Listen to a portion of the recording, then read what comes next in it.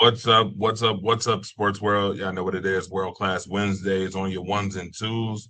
Shout out to everybody that's tuning in right now. I'm just getting this thing warmed up. Uh, New look to World Class Wednesdays, as you can see. We've created a couple of things, couple backgrounds, yada yada yada. Spice it up. It's getting closer to that time of year where we get to talking a whole lot of NFL stuff, NFL season. Man, preseason is coming up just in a couple weeks. Got a couple weeks away from NFL preseason, and yeah, man, we're gonna be lighting it up. We are going to be lighting it up. Marcus the Alphabet is hitting me up right now. Marcus, if you don't get your tail in here, Lord have mercy. Get your tail in here. Um, but nevertheless, shout out to all of you. Like and share. Obviously, we're going to talk about some NFL transactions today. We'll talk a little NBA transaction too. And WNBA has been warming up real nice, man. We'll talk about the WNBA a little bit too, spicing it up. Ladies doing their thing. You got to give a shout out to the ladies, by the way. Give a shout out to the ladies that are performing big time. I'm loving what I'm seeing from these ladies out here, uh, putting in work, getting things accomplished. Shutting up all the haters. 'Cause, it was a lot of haters when it came to the WNBA. A lot of haters, a lot of haters. I'm not gonna let y'all slide off the fact that y'all was hating. Some of y'all was hating on the WNBA, not watching, not supporting, yada yada yada. Some of y'all out there that tuned into the show secretly later on down the road, y'all be tuning in. So I know it's some haters that be watching what I be saying too, because I be drilling them week after week after week about the nonsense buffoonery stuff that I hear. But it's always good to talk sports, nevertheless, on this phenomenal Wednesday. You see it right here. Like I said, we're going to get right into it, of course. And again, I'm Andre the George Robinson, the fire starter. And yes, you see in the background, you see my background. Yes, it's new. You see that X? That means I know I'm a target and I love being a target. For those who understand what I'm saying and what I'm talking about, you understand. If you don't, hey, inbox me. I'll let you know about being a target.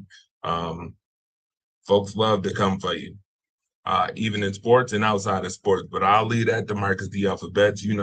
His show is more of a little bit of sports and a little bit of life on every morning that he does his show. Let's get into these NFL transactions. I will not get into every single one of these transactions. There's way too many to get into to be getting into every single one of them. But I will get into some of these transactions as it pertains to of importance in the NFL. Nevertheless, I will get into them. Look at the alphabets. Going on. What in the world? This man done asked me what time am I? As if I didn't tell him already. Lord have mercy. Uh, y'all pray for Marcus the Alphabets, by the way. I got prayers going out. You gotta pray for people. He all good. He'll pray for me. I'll pray for him. Huh? Now we all praying for each other. Nevertheless,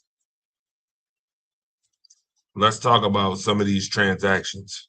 First and foremost, I want to talk about what you saw earlier today and Stephon Diggs going to Washington, going to the Commanders. I want to talk about that because it's very significant. A lot of people, we was watching to see where Stephon Diggs would go. Stephon Diggs, at one point earlier in the year in the offseason, said that he was the best number two receiver in the league. How many people agree with that comment? Stephon Diggs being the best number two in the league. And if you don't agree with that comment, go ahead in the comment section right now and put who your favorite, or should I say, no, I ain't gonna say favorite, because some of y'all's favorites don't be the best. Favorite does not equate to best, by the way. Put that out there right now. Favorite does not equate to best. So the best number twos in the league currently right now are ... Put it in the comment section. Who's your best number twos? Okay. Who are the best number twos in the league? While I'm sharing this, shout out to everybody that's tuned in too. I see a lot of y'all commenting, and I'm gonna read your comments today too. A lot of comments coming through early, and I'm gonna get to them. I promise you, I'm gonna get to them. You know, I was hoping I was gonna be at home, but I'm in a secret location right now. I can't let y'all know. Y'all see the t-shirt in the back. By the way, you can order this t-shirt that's behind me. $30. You can order it. By the way, shout out to John. Shout out. Hey, Gigi, I see you. What's up? Gigi. I can't wait to see you later, by the way. You know, karaoke night at the 33. Daryl, what's good? We got some conversations to be had. Dalton Smith, what up? What up? What up? What up? Hey, Melanie, what's good? Shout out to you. Deborah Beatty, what's up? Conrad Cushman, what up? And of course, now, the guy that I got to pray for on the daily. You know, I pray for him. He pray for me. I was telling y'all about this prayer. Prayer works. Prayer is necessary. My guy, Mr. Morning Talk, every morning now. I seen the new logo. I seen it. It's looking fresh. It's looking official. Looking quite No. Marcus the Alphabet season 7 in the house. Mr. Alphabet's football talk show season 7 in the house. What's good, Marcus? What's good, family? How you doing? I'm sorry, I'm running a little bit late. I was at the DMV. Ain't nothing wrong. Listen, oh my God. Hey Marcus, ain't nothing wrong. Ain't nobody about to send a bomb to no bunker. Okay, nobody sending bombs to bunkers. Okay, we good. We good in this case. But listen, I showed them the new look. I know you see it. You see the new look. Of course, Marcus seen it. I showed it to him. The new logo and the new, it's all here for World Class Wednesdays. By the way, we getting closer. Like I told him, football season's coming. Yeah, we in the off season, training camp, yada yada. Football will be here in a couple weeks, nevertheless. And we're gonna be talking about football today, some transactions today. We'll talk about NBA, a little bit of that. And by the way, if y'all did not watch last week's show or the week before show, I'm going to tie this thing up and make it synonymous again, folks. Marcus the Alphabet, by the way, even though Devon Stanfield doesn't think so, I think so. I think Marcus the Alphabet is now hooked to WNBA basketball. My guy is hooked. I got him hooked to watching the WNBA, folks. So we'll talk a little WNBA too. We're gonna see just how good Marcus the Alphabet has gotten with his WNBA. Well, don't ask me about this week. Don't ask me about this week. Don't ask me about this week. Hey, it's gonna be real. Look, Marcus, I don't want to spoil it. I didn't hear jury. That's all good. I ain't gonna spoil it. It's gonna be real easy for you. This is gonna be warm up WNBA stuff. It's gonna be about a particular person that you like, by the way. So there's the hint. If y'all don't watch the show, y'all don't know who I'm talking about. If you do, put it in the comment section. If you know Marcus's favorite player that he talks about on these shows, put it in the comment section. If you don't, I understand too. Gerald, what's good? Shout out to you. Online shopping. Yes, absolutely. Melanie, I see you. Darius, what up, gang? What's good? Now, Marcus the Alphabet. Stephon Diggs earlier in the week was earlier in the offseason was talking about him being the best number 2 in the league. He said he's the best number 2 in the league. Marcus the Alphabet, we know that favorites and best don't equate all the time. Some people's favorites aren't really the best, right? So, with that being said, Marcus the Alphabet, do you agree with Stephon Diggs that he's the best number 2? And do you like the move? Hell no. With him going to Washington? I do like the move with him going to Washington. They don't have a lot of weapons over there, in my opinion. Running back, what's the kid? Bill, Krosky Merritt, the running back. I don't think Scary Terry's that great of a number 1. He's basically their number 1. So Diggs going over there, he should still get some targets. I didn't like his, when he left Buffalo, where he led the league in targets for like 3 or 4 years. Uh, he spent that year in the next year he went to Houston. I'm like, if he didn't think he was getting enough targets in Buffalo, you damn sure ain't getting enough targets with Houston with Nico Collins and all them boys over there, and Dalton Schultz and Joe Mixon at running back, who's a pass catcher. And then last year, spending a year in New England, where he basically was their number one. I don't view him as a number one like he used to be. His heydays with the Bills, I thought he was maybe a top 6, top 7 wide receiver. I don't think he's that anymore. But he should do well with the Commanders. They need some pass catchers. And he's still a very talented wide receiver. Had a good year last year with New England. So I like that move. Now, as far as the best number 2, no, I don't think he's the best number 2 in the league. You could look at some of the tandems out there for wide receivers. Is he better than George Pickens with Dallas? Is he better than T. Higgins? Is he better than Devontae Adams, who, with the Rams, you got Puka Nacua over there? Is he better than Cooper Kupp? Because you got JSN with the Seahawks. Is he better than Cooper Kupp? Is he better than Jordan Addison with the Vikings? You got Justin Jefferson, and then you got Jordan Addison at the 2 over there. I don't know if he's better than any of those guys, but that for them, that is a good move. Is he better than Xavier Worthy with the Chiefs? Because you look at Rashee Rice, Xavier Worthy as a 2. I don't know if I agree with that, but it's a good move for him. He was unemployed. He got cleared of charges, so that's a good thing. And I think this pretty much slams the door shut for my guy Brandon Ayuk. He has just burned a bunch of bridges. He keeps putting up stuff and bought a house in the DC area, and I think that pretty much Jalen Waddle. Yeah, Jalen Waddle. They got Cortland Sutton with the Broncos. So the best number 2 receiver. I don't know if I agree with it. But very capable wide receiver, but he's not who he used to be. He's just not. So that's just what it is. Hey, but it's good to be confident. It's good to be confident, but I don't view him like that. Not anymore. Not anymore. I don't. Enough.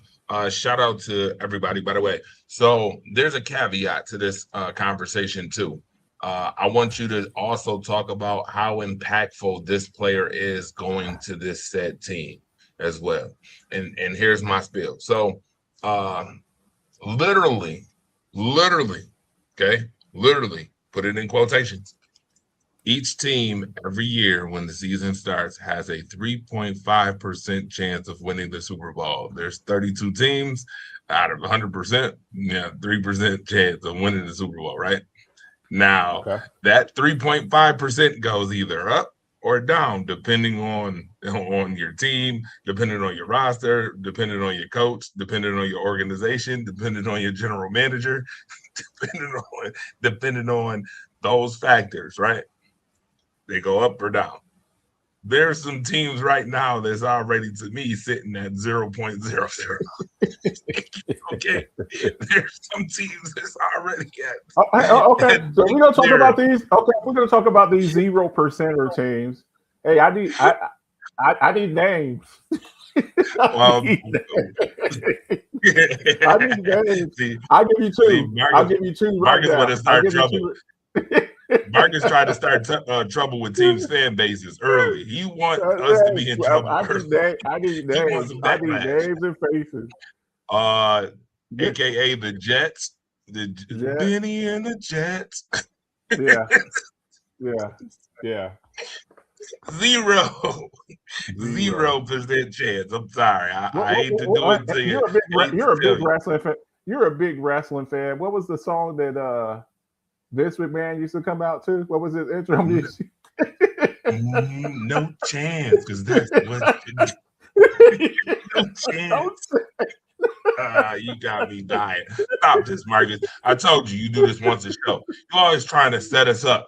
Always trying. You the can man. Anybody can get it. You like that. When fan base is in your inbox and DMs this year, because you already early in August talking smack, talk about some unique names. Okay, talk about unique names. All right.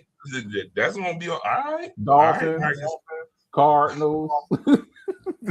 Dolphins, Cardinals. Mm-hmm. Hey, Marcus. Okay, if you had to put money on it right now, okay, and put this up in the comment section, everybody. Put this up in the. If you had to say who would be the number one pick, what team is going to have the number one pick? We got a segment. Call your shot.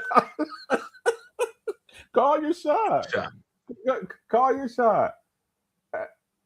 For me, people talk bad about the Jets. I'm gonna be honest with you, Torch.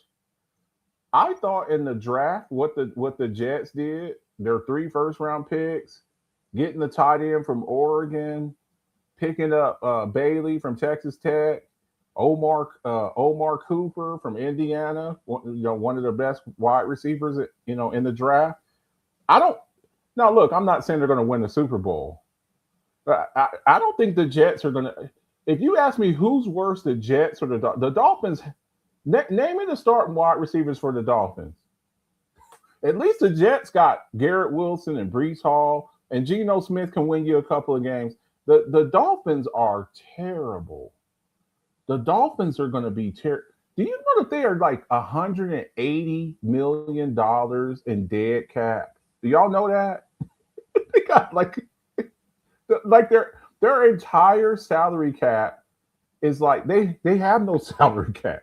That all of those contracts, Tyreek, Minkah Fitzpatrick, Waddle, all of them, Tua, all of them contracts, they are still paying those guys. So Bradley Chubb went up to Buffalo.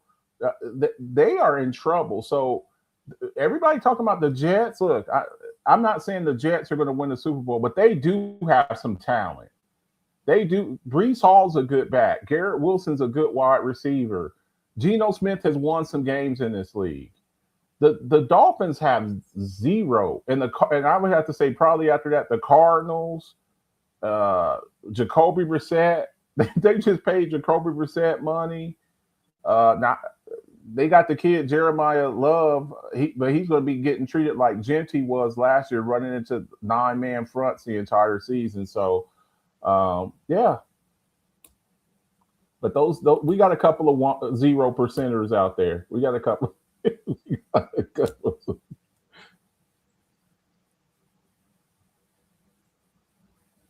I can't. Hey, Marcus, I got a participation award. Already set up and ready for them. Participation award for the New York Jets right here in my hand. A cup of Joe. Congratulations. Oh, and it says New England. I got the Jets ground up in this cup. The Jets is grounded up in this cup right here. Yeah. This is the participation award. I don't care what talent they got, Marcus. Absolutely not. No. I'm saying with the Jets. They're washed. Yes, the Jets. I don't care. No. I'm not saying. Look, I'm not saying they're not worse than the Dolphins. They're not worse than the Dolphins, though. That's okay. You asked me about the Jets. You ain't asked me about baby belugas. You asked me about the Jets. Yeah. You asked me. You asked me about the paper planes. You shouldn't have asked me about washed garbage buns. Yeah. It's over. Yeah. I don't Yeah. care what talent they got this year. I don't care Yeah. if they got Geno Smith either. They washed. Yeah. I watched the video today where a guy got the Jets going 2-15. Ooh, I'm I don't dead think serious. I don't think they'll I'm be that dead bad. serious. I I'm don't dead think they'll serious. be that bad. They'll be bad, but they won't be Arizona Cardinal or Miami Dolphin bad. They won't be that bad. Plus, here's a They're good going. thing for them. Here's a good thing for them. They got 3 first-round picks, man. The Jets got 3 first-round picks. Like with all of the trade, the Quentin Williams trade, I think the Sauce Gardner trade, and then their own pick. So they got some ammunition. Dalton, I'm seeing up here. The Dolphins will draft Jeremiah Smith in the top 3 pick next year. Jeremiah Love might be the number 1 overall pick, unless somebody's just enamored with one of these quarterbacks, the Arch Mannings or Dante Moore, some cat like that. So again, impact as far as teams. Again, I had to put that out there to begin the show.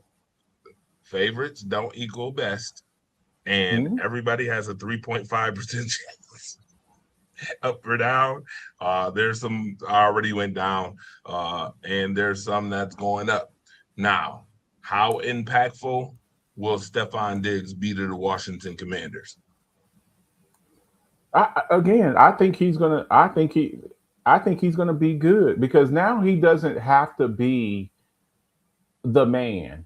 He doesn't have to go in there. I thought he was the best wide receiver with New England last year. I don't know if he's better than Scary Terry. So he's still going to get targets, but he ain't going to get the target. He's definitely like getting the targets like he used to get with Buffalo, and he won't get the type of targets that he got with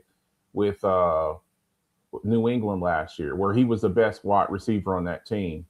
But he should be okay. He should be okay. But is he going to be more impactful than Deebo Samuel? Deebo Samuel, you saw he went back to San Francisco this week.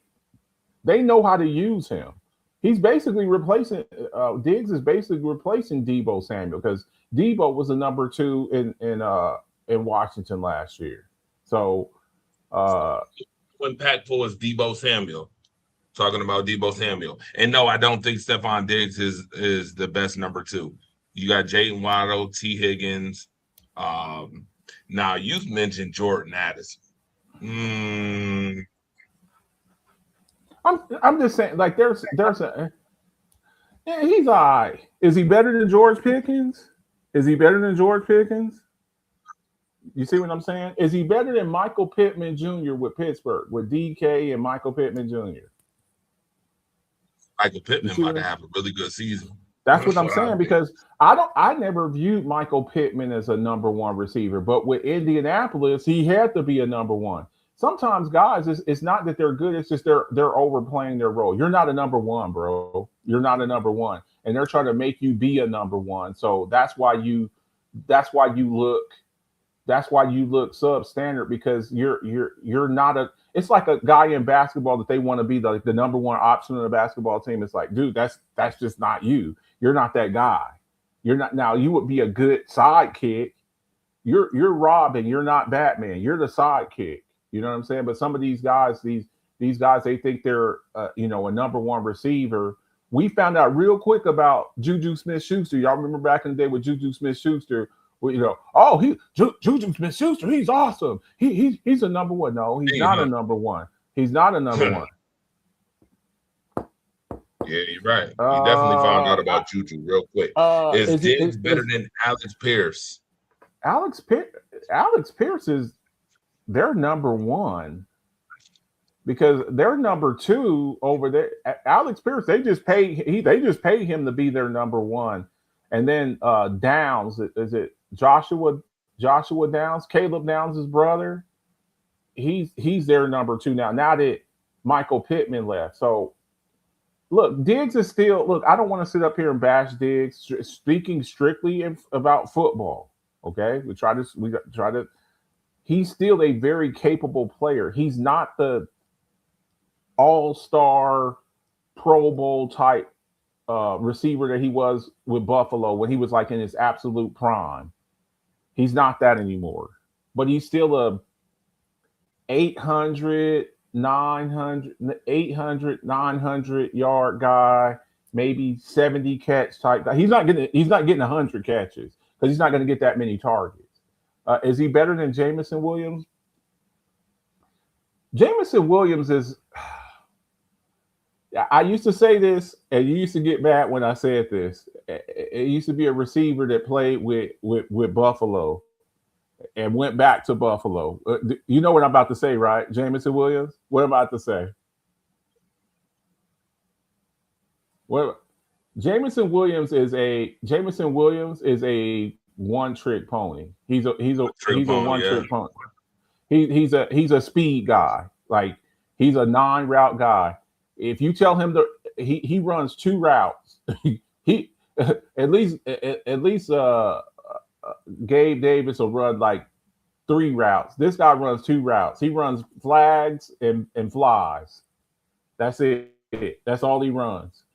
So Diggs, even at this stage of his career, even at this stage of his career, Diggs is a very, very good route runner. He's a very good route runner. So is he better than Jameson Williams? I probably would say he's better than Jameson. I think Jameson Williams is a very limited wide receiver.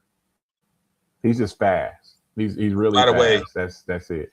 He's the kind of guy he's the kind of guy he'll go 3 for 18. Yeah. He's the kind of guy who'll go three for 18 or 3 for 180 and 2 touchdowns. That's Jameson Williams. But if you catch him on the weeks where he's having a bad game, 3 catches for 18 yards, no touchdowns, and 2 drops. But Pierce and Diggs are apples to oranges. Yeah. Pierce is a downfield threat. Diggs is a slot route. Yeah. But Pierce is the best that they got. He's the best they got. So, I mean, number one, just because you're the number one on your team, because you're being asked to do that, that doesn't make you a number one receiver, in my opinion. It's just you ain't got very good receivers. So this guy who's just an average-ass receiver has to be the number one. Brandon is better than Stephon, but Brandon is too much of a – yeah. Brandon might not play another down in the NFL. We got to come to that realization. Brandon Ayuk has burned bridges.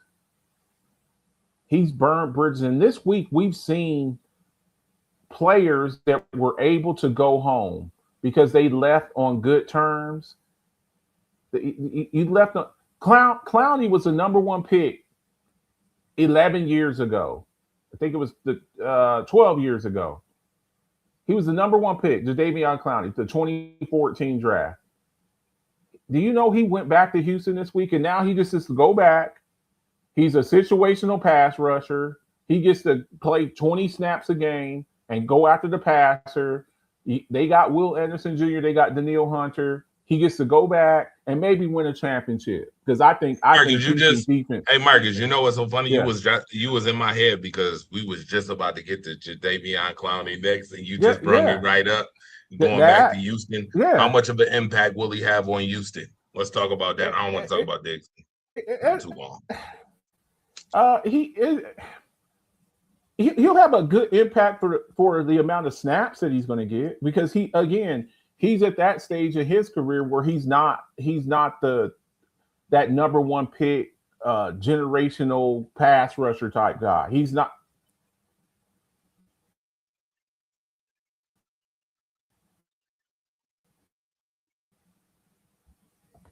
He's not that guy anymore. He's not.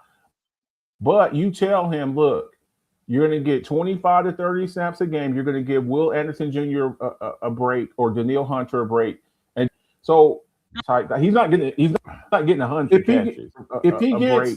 If he gets 6 or 7 sacks, I would consider that a success.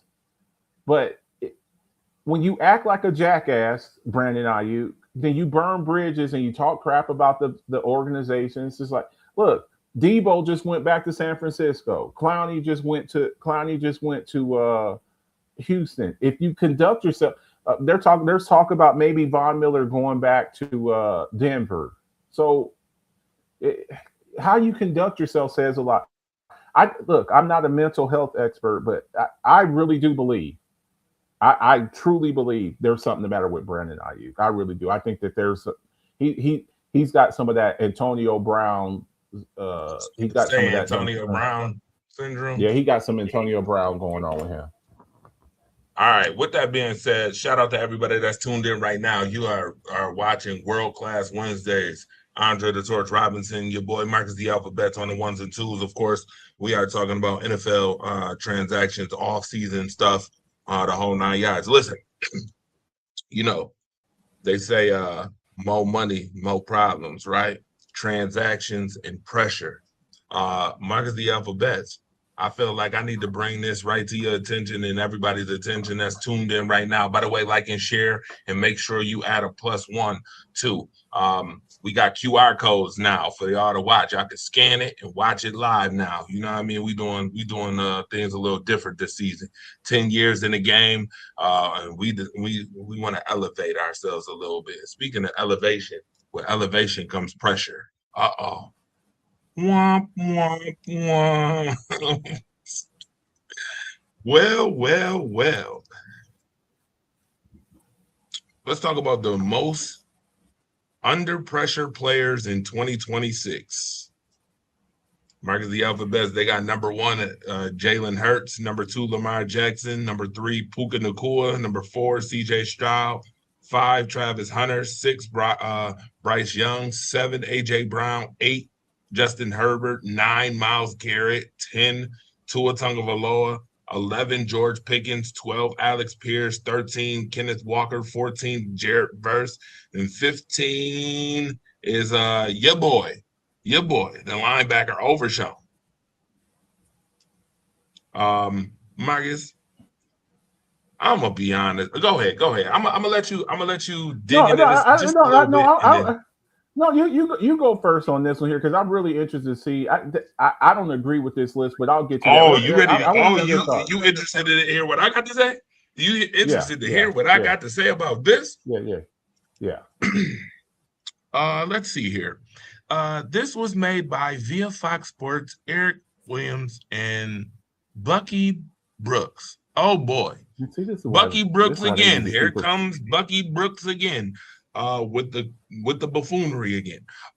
Eric Brooks, you two, I tell you two, you two probably, yeah. I hope y'all don't ever play Family Feud or any game shows whatsoever because y'all would just lose. If this was a Family Feud scene, y'all would lose. There is no way in the absolute hell that you got these 15 players, but you don't have, Marcus, ready to go get your peach crown? Because when I mention this player or mention this team, yeah, you know what time it is. Josh Allen is number 1 on this list. And if you don't think so, you're fooling yourself. Josh Allen is number 1. Numero uno. Yeah. One's in the sky. What was that wrestling reference you said earlier? I got one. Roman Reigns, one's in the sky. Yeah, Josh Allen's number 1. There's no way in hell Josh is not on this list. Acknowledge me. Acknowledge him.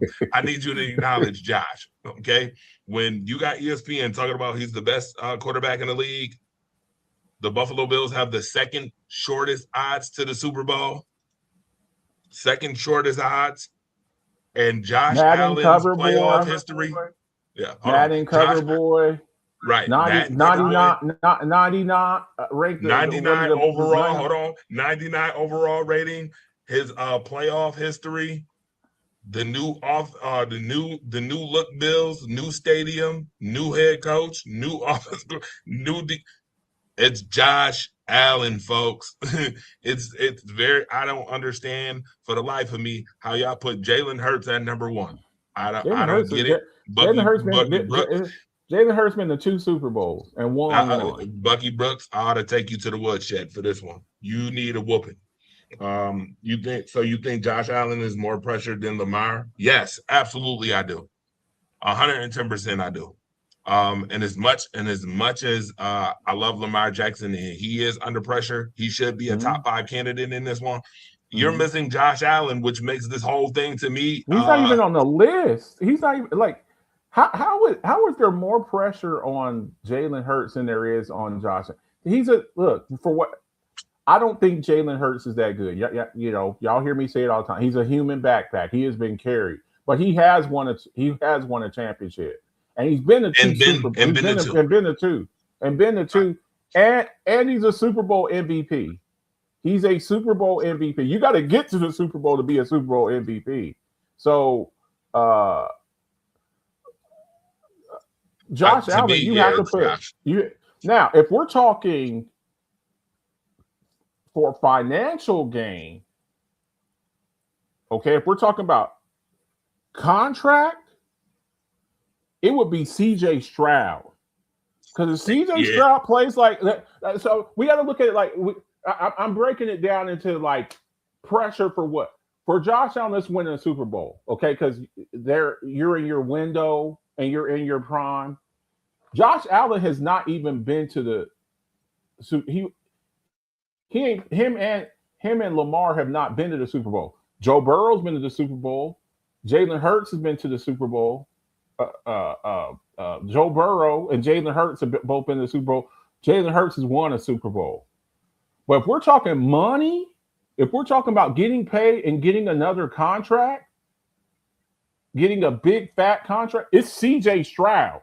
If CJ Stroud plays like he did last year, especially the way he played it during the playoffs, the way he played during that the Patriots game and the Pittsburgh Steelers game, the way he played, if he plays like that during the regular season or misses significant time, Houston is built to win right now. I believe they have the best defense in the league. Now we can have that debate whether you think it's the Rams or the Texans. I think the Texans are a little bit better because I think on each level of their defense.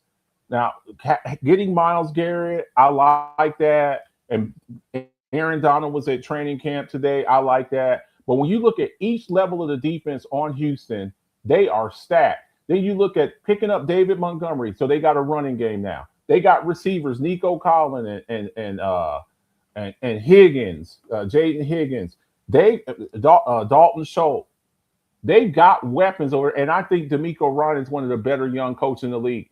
If you can't win with that, CJ Stroud, there is no way I can give you $50+ million. What these quarterbacks 55, 60. Mahomes is at 63 now. There's no way I can give you that. You were in the same. You and Will Anderson Jr. were in the same draft class, and y'all went back-to-back picks. CJ Stroud went number 2 overall, and Will Anderson Jr. went number 3. And they said, let's pay Will Anderson Jr. and not pay our franchise quarterback. So for me, if we're talking about monetary, like for an extension, I would say it's CJ Stroud, and I would say Rashee Rice, and I would say Puka Nacua. Because if they keep acting with Puka and Rashee Rice behavioral issues, you want to give Puka Nacua $40 million? You want to give Rashee Rice $40 million? You see what I'm saying? So when we talk about pressure, are we talking about pressure to win? Or are we talking about pressure, so you can get paid? If we're talking about winning, I think it's Josh and Lamar and CJ Stroud. And maybe Dak Prescott, because of how long he's been in the league. He hasn't even been to an NFC championship. He's just turned 33 years old. If Josh Allen doesn't do it this year, or go very far, or they don't make the playoffs, or they're eliminated early in the playoffs, if he loses, if you get beat down and look terrible again like you did against Denver this past playoffs, or Lamar, you get eliminated in the wild card weekend. CJ Stroud, you play like crap. We got to start having some conversations. We got to have some real conversation. CJ Stroud would get cut.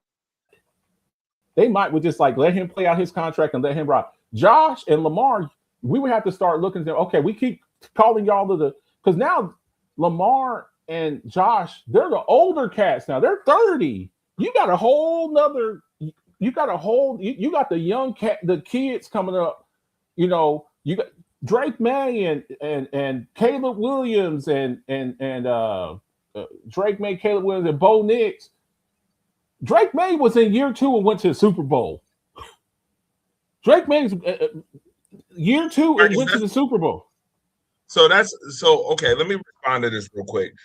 Marcus Herring, what's up? Shout out to my guy Marcus Herring. He says CJ is number 1, not JA. I'm not just talking about contract. Has more around him than any other quarterback, including Hurts. Lamar is above JA because although last year JA played poorly in the playoffs, Lamar didn't make the playoffs. Okay, so here's that's not really on him, Marcus, though. Hey Marcus, I'm gonna give you my reasons why I feel like JA is more than CJ. Okay. Number 1, Marcus alluded to it as far as JA's played longer, which means JA has less time to get it done. That's number 1. Number 2, JA has already got paid $250 million already. We talking about money? JA got paid $250 million. There's got to be some level of pressure when you get paid $250 million to bring home a Super Bowl. Number 3, because of playoff, or at least go to one. Right. Number 3, playoff history. The way, it's not sometimes about just playing. It's the way you've lost in the playoffs. And the way that they've lost in playoffs is number 3 to me. The way. You got to make amends for that. It's like Roman Reigns losing to Seth Rollins a bunch of times and then making amends finally at SummerSlam this year. Okay. Number 3. Number 4 is because now this guy has a brand new coach, brand new everything. It's brand new. Everything is brand new. And the fact that you have people who are paying tons of money now, tons of money. They literally outpriced some of the community just so these high rollers can be at these games. Adds even more pressure to me to get it done. Because to me, you could throw away CJ Stroud, like Marcus said, he could eventually get cut. But Josh Allen, you made the investment in. And being as old as he is, and the investment you made, and this city is never. The Houston Texans ain't as old as the Buffalo Bills. The Buffalo Bills are old, okay? They're old. Houston Texans has been remade almost three times over. Tennessee Titans, Tennessee Oilers, but what I'm saying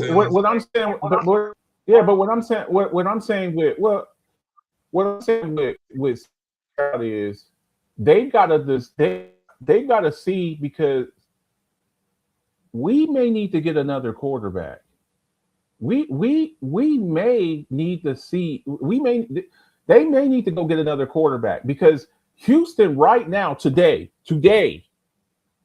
has a championship caliber roster, and the only weakness on the Houston Texans is the quarterback. Let me ask you this: with some of the quarterbacks that are available out there, especially next year, I'm going to give you a name right now. If you put Mac Jones, who's a backup with the San Francisco 49ers, if you put him on the Houston Texans, how good would they be? Mac Jones ain't going to do nothing flashy. He don't have no strong arm. He ain't mobile, but he don't make mistakes. He's going to play within the system. He's deadly accurate. If you have a quarterback like that and you put that on the Houston Texans, you know what you have there? Sam Darnold with Seattle. Sam Darnold with Seattle. I just need my quarterback not to pee down his leg. Our defense is elite. Just don't mess this up. Trent Dilfer with the 2000 Ravens. Don't mess this up. Brad Johnson with the 2002 Bucks. Don't mess this up. Watch Peyton Manning on the 2015 Broncos no fly zone defense where Peyton Manning was like on one leg. You can win a championship like that, but you cannot win a championship when your quarterback is the weakest link and he's turning over the ball. So I think CJ, yeah, he didn't win and cut. Yeah, I think CJ is more than Lamar to me. CJ to me has more pressure than Lamar does. That's just me. But I think Josh, again, because of everything and all of it's the whole totality of the story, the entire story to me. Plus, on top of that, the media this year, and I'm going to be honest, once again, I feel has put a target on Josh's back now because once again, the media said he's the best quarterback in the league. Once again, they have the second shortest odds to make the Super Bowl. Your team, and we ain't got to talk about your team and what your team done did in this offseason. We not about to go back to all that either. Yeah. We could talk about that. Let me ask you this. Let me ask you this. Let me ask you this. Let me ask everybody there that's in the comments. What happens if the New England Patriots win the AFC East again? What is the narrative? Thank you. You're making this even more valid for me. Thank you. You're making my point even more valid. Thank you. You didn't win the division last year. You had 20 years. You had 20 years of Brady and Belichick, right? 6 Super Bowls. 20 years, 6 Super Bowls in 20 years, where they just dominated the AFC East. Brady goes to Tampa. Bill gets fired. They have Jared Mayo's the coach for a year. And in the very first year, Mike Vrabel's there. They go to the Super Bowl. What is the narrative? What is the narrative? What is the narrative? What is the narrative? If the New England Patriots, I'm not saying that they will or they won't. I'm just saying, if the New England Patriots come out and Drake May plays incredible and AJ Brown is a first team All-Pro and they're in the AFC Championship and the Bills don't make the playoffs or the Bills get eliminated earlier, and then the media comes and here comes the media and I'm telling you the pressure. I'm telling you. Okay, watch this. Marcus the alphabet. I'm just saying. Well, no, Marcus. I'll ask you a simple question. It's real simple. We talk about teams. We've talked about teams and the amount of media coverage you get because of the team that you're on, because of the prestige behind the teams, right? Certain media coverage goes to certain teams, right? The Buffalo Bills have now kind of inched their way into this media now, where the media is talking about them a whole lot more than they were, right? If both quarterbacks failed, which one is getting talked about more next season or at the end of the season? Would it be Josh or is it CJ Stroud? Which one? It would be Josh because they're like you were ranked 99.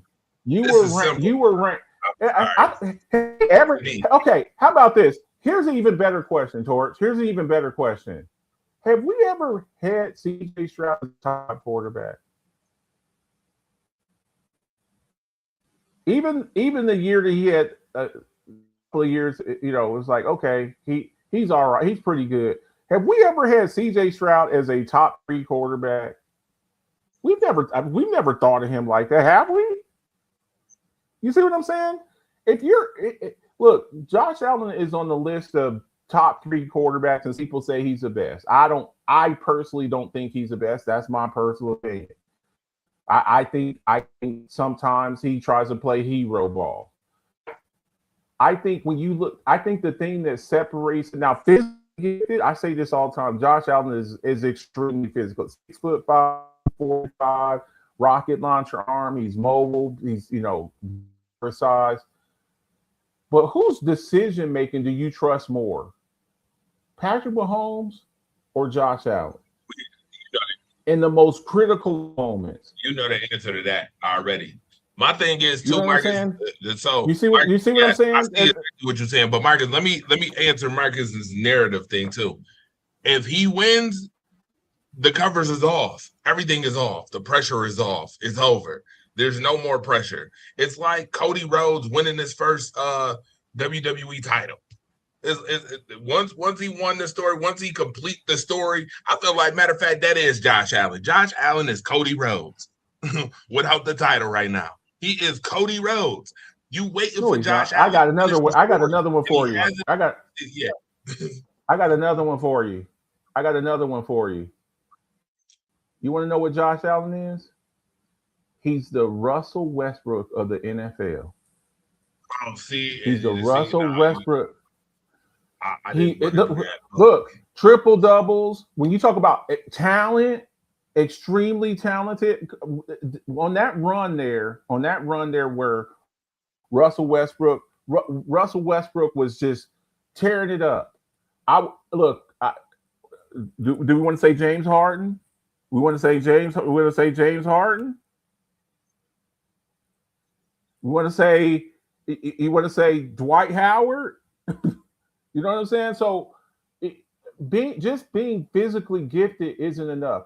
If you ask me who's got a more powerful arm, Josh Allen, Josh Allen's arm versus Patrick Mahomes. Josh Allen's arm versus Patrick Mahomes. But it's all of the other thing. It's all of the other things in there. When you look at athleticism, Cam Newton is one of the greatest athletes to ever play quarterback. But he still wasn't a better quarterback than Tom Brady, because you have all other stuff, because you also have this up here.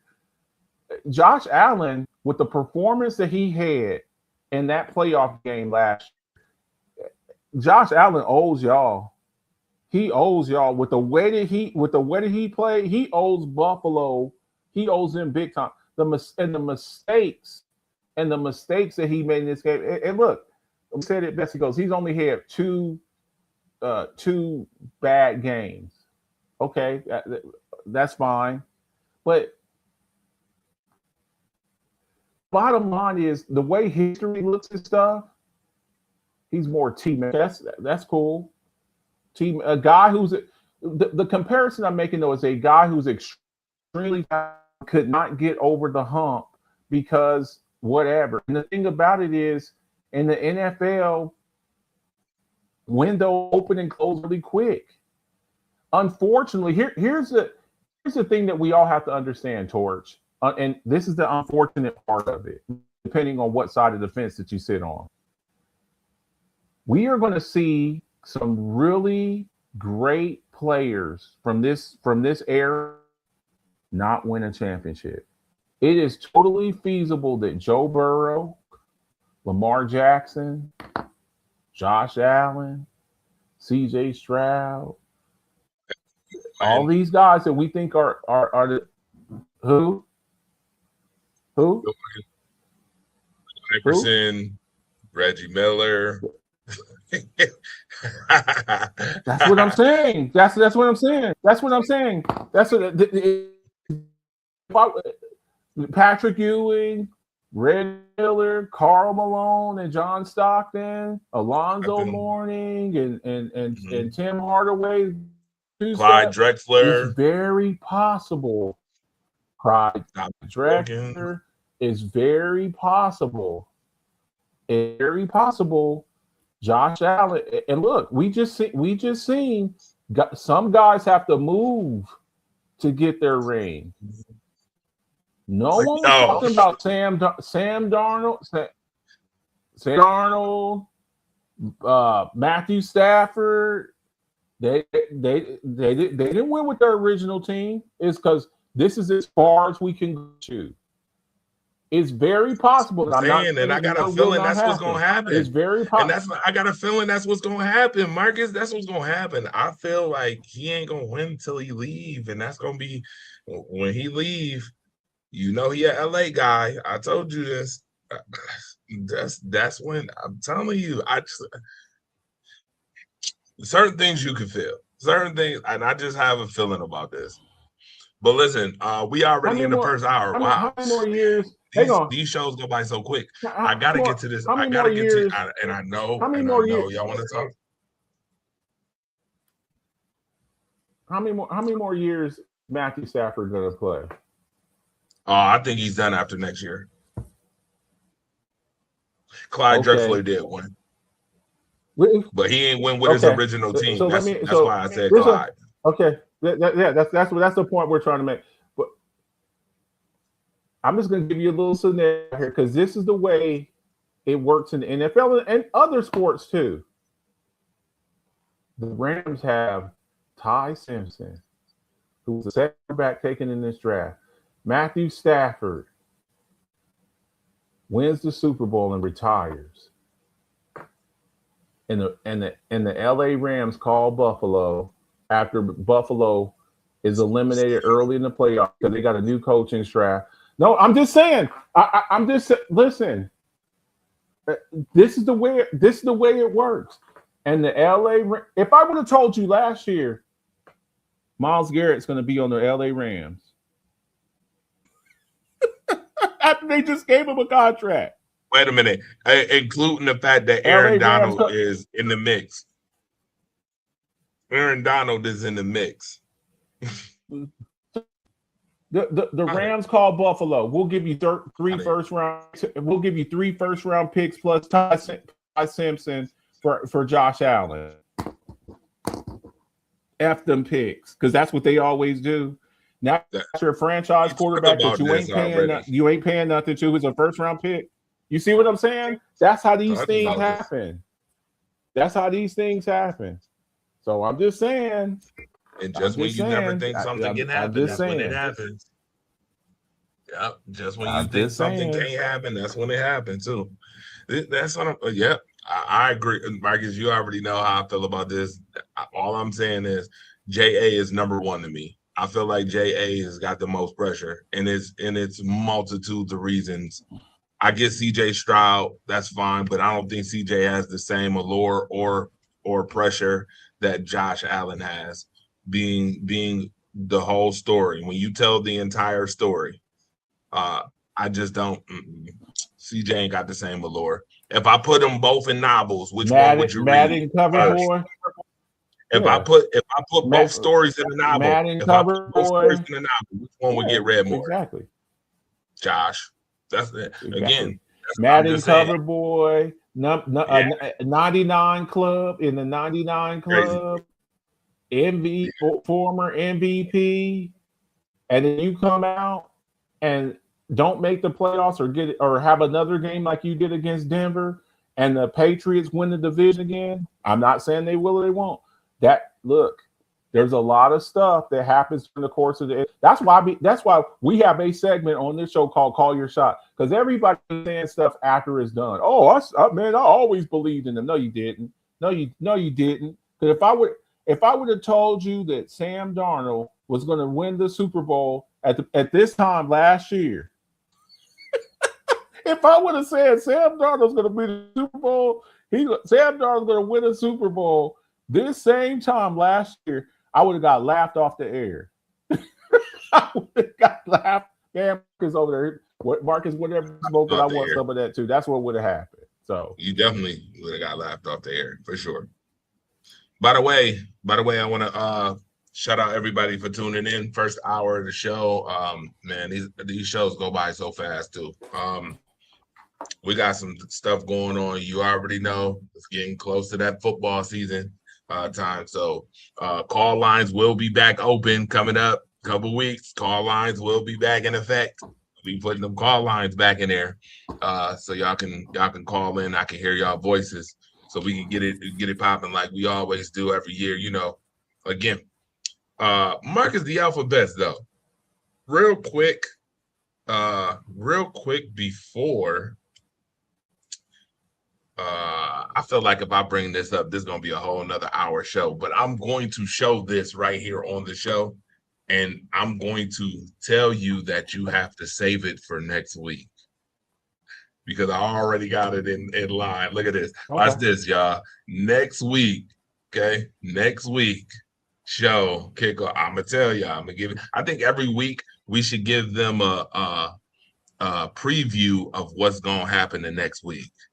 Next week, Bucky Brooks, we already on yo behind. You need belt to behind for that list, by the way. Belt to behind. CBS By the Sports way, by ranks the the way, top defensive by, players in by the NFL history. Bruce Smith is number 6. Bills fans, where y'all at? Bills Mafia, where y'all at? I got a problem with this. I got a problem with this. I definitely have a problem with this. Number 6, he behind Joe Green and Dick Buckus? Oh, hell no. Nah. What? Ray Lewis is debatable, but them others, nah, bruh. Bruce Smith is. We're gonna get into it next week. I can't get into it now, but we're gonna get into it next week. You see it right there. They got him at number 6. We will talk about it next week. Marcus the Alphabets look like he already want to bite something off on the topic. Well, we're gonna talk about it next week because I have to bring this up. Marcus the Alphabets. How's that WNBA going? How's your WNBA journey? Let me ask that question for starters. How's your WNBA journey going? You know, you're weaning I, in. You're I, weaning in to being a WNBA so fan. no, so nor, so How's that normally going? I do fantasy football, and I do parlays on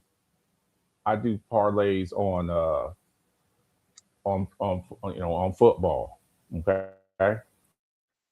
By the way, Prize Picks has now been made legal in the state of New York. We need to talk after the show, but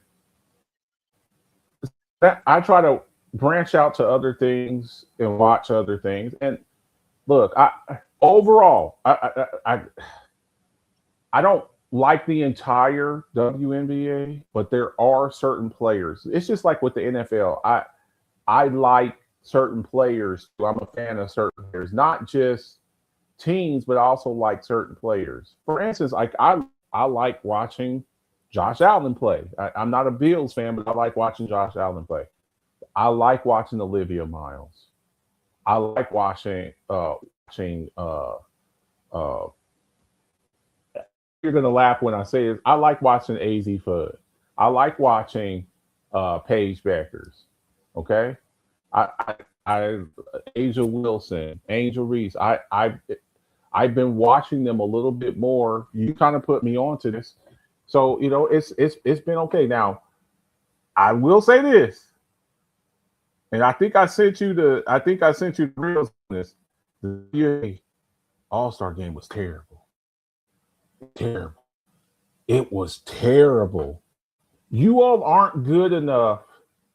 Your league is okay. Let me reword that. Your league is not big enough for you to have a game play on a national stage, and y'all are out there missing wide open layups. You can't do that. This is one of the only times where we have a national audience like that, where the entire country's watching, and you're out there missing just wide open shots, turning over the ball. I thought that was it. What they can clean that up, but they can't. They can't do that with their All-Star game. Now, if you want to have a skills challenge, I think I would be more. I think I'd be a little bit more open to that. But going out there and having an All-Star game, the stars are missing layups, missing 2 layups in a row, 3 layups in a row, turning over the ball. You can't have performances like that. But I have been tuning into a little bit more WNBA, and I actually have found some favorites, and so, and that's on you. We've talked about this. We've had some conversations on offline. And Marcus, try it out now. Hockey, I try. I know you cover hockey. but I just can't. And it's just something that I don't enjoy. Sometimes it's just you just don't enjoy it. But the WNBA, I have been watching it a little bit more.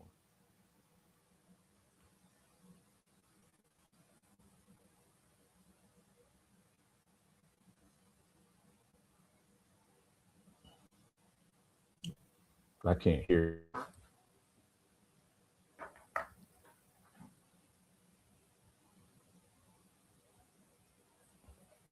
Your mic is off, Sam. Your mic is off.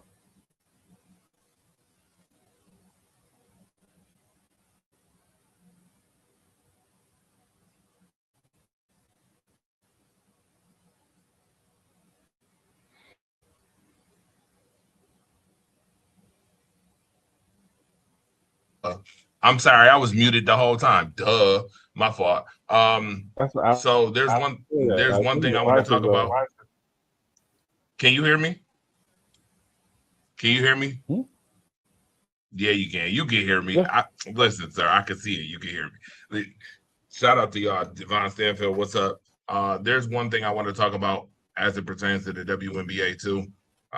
I didn't know if you actually even saw this or heard this, but it needs to be highlighted again, I guess, because I guess we ain't over this topic of conversation yet because it was brought back up again. Sophie Cunningham.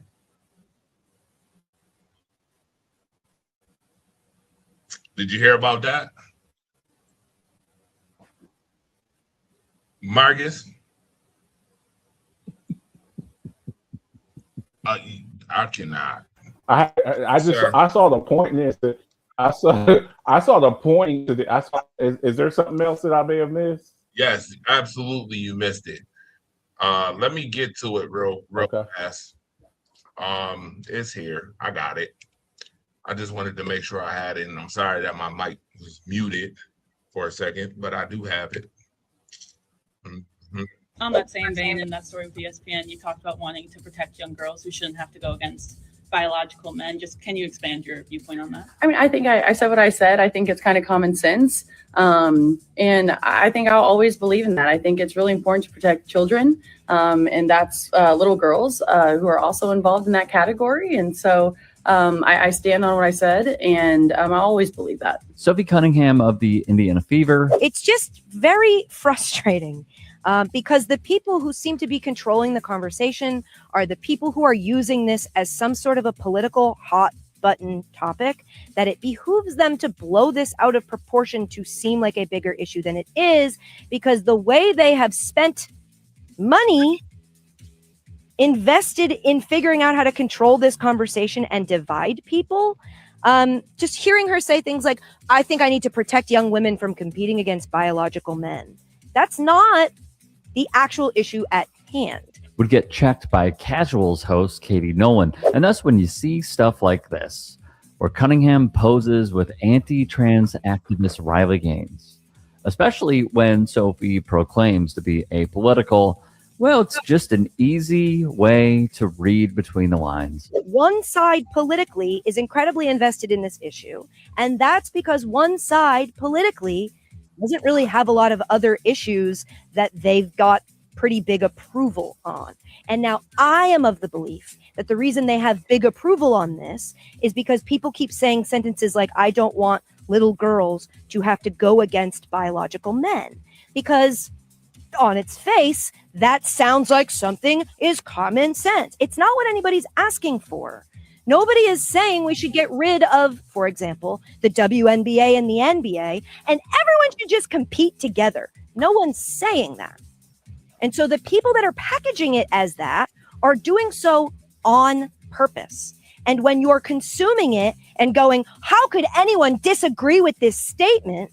You never consider that it's because the statement itself does not reflect the actual issue that we're discussing.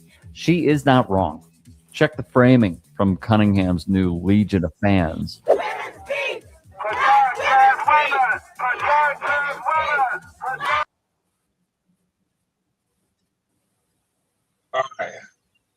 in a nutshell. What's up? What's up? By the way, Devon Stanfield, what's good, my guy? I see you. I see you in the building, sir. Joining us, Mr. Celebrity himself. Once again, looking like he just came from another golf course. Par 9. Which one is it this time? Is it Rosie Meadows? Which one was it this time? But shout out to my guy. And hopefully it wasn't. What's good? Hopefully it wasn't the same golf. Hopefully it wasn't the same golf course as Tony Romo, but that's neither here nor there. All right.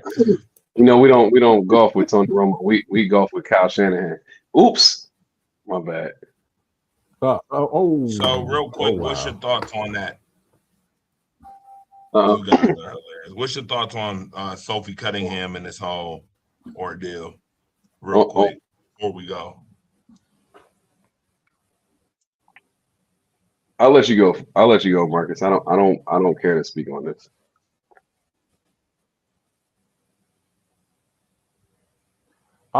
I'll just say this because I did something like this about Aaron Rodgers and Dr. Fauci. I'm not gonna.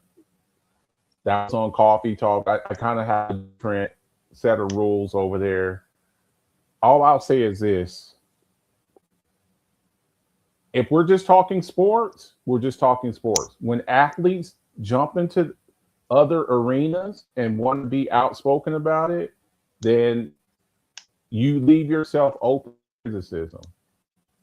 So, we've had news people out there to say, shut up and drink and just shut up and play football and things like that. I believe when you have a stage and you have a platform to speak out against injustices or things like that, or things that can have social issues to help people, I think that you should do that. But understand, once you do that you leave yourself exposed to certain things, and it's not, well, I'm just a basketball player. Well, I understand that you spoke on this, so now we're gonna respond. And you may not like the response. So Sophie Cunningham has said some very controversial things, done some very controversial things. I don't think she's a bad person, but I think sometimes she says certain things and rubs the wrong way. And when you do that, the Caitlin Clarks and things like that, you're going to have issues. So, you say you stand on that. Okay, that's fine. We're going to test that. If you say you stand on that, you stand 10 toes down on that, that's fine. But understand the backlash that comes with it. So that's all that I have to say about that. Marcus, I have a question, and I'm gonna pose the question to both of you. You all, we're talking about transgenders in today's sports, right? Is that what we're talking about? That's what we're talking about.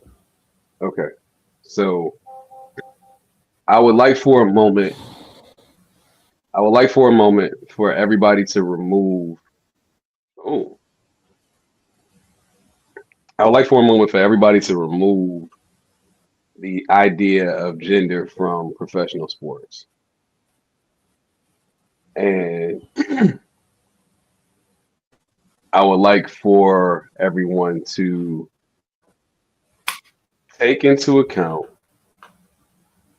the Olympics and how cheating is evaluated in the Olympics. What normally occurs is throughout the years, the human body has chemically produced a set of values in which, if these values are exceeded per your weight and chemical makeup, it is considered that you are participating in what we would call performance enhancing drugs, correct?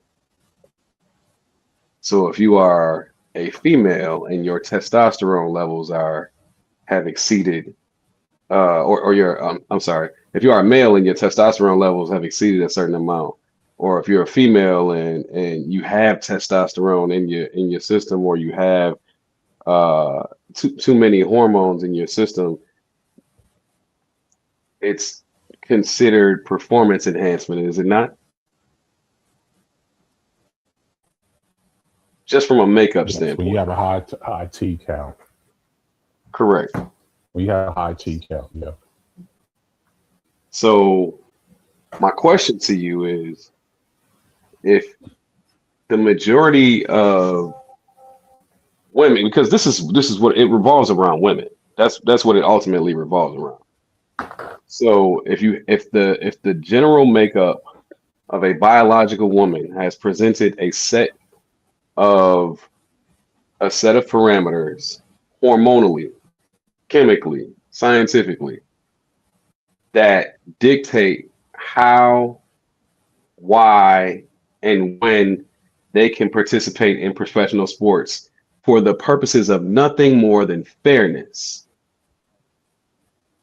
how is it then acceptable for a person who naturally exceeds that to be considered acceptable in the same realm, knowing that chemically and scientifically, the makeup puts you at a start line where physically the people that you are competing against, they are not even there on their best day?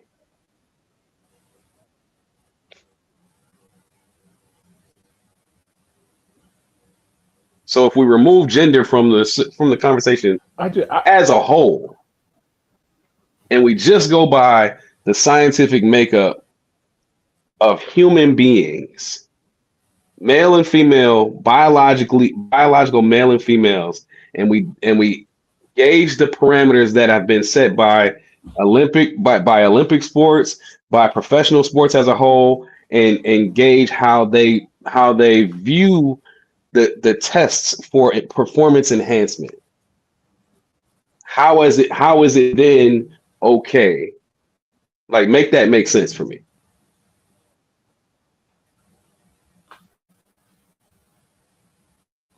I think we're getting off of the whole gist of this. The gist is, this is really more about Sophie Cunningham, and I think we see this a lot in sports where people are this. And I think the other thing, the main point too, is to you got to watch which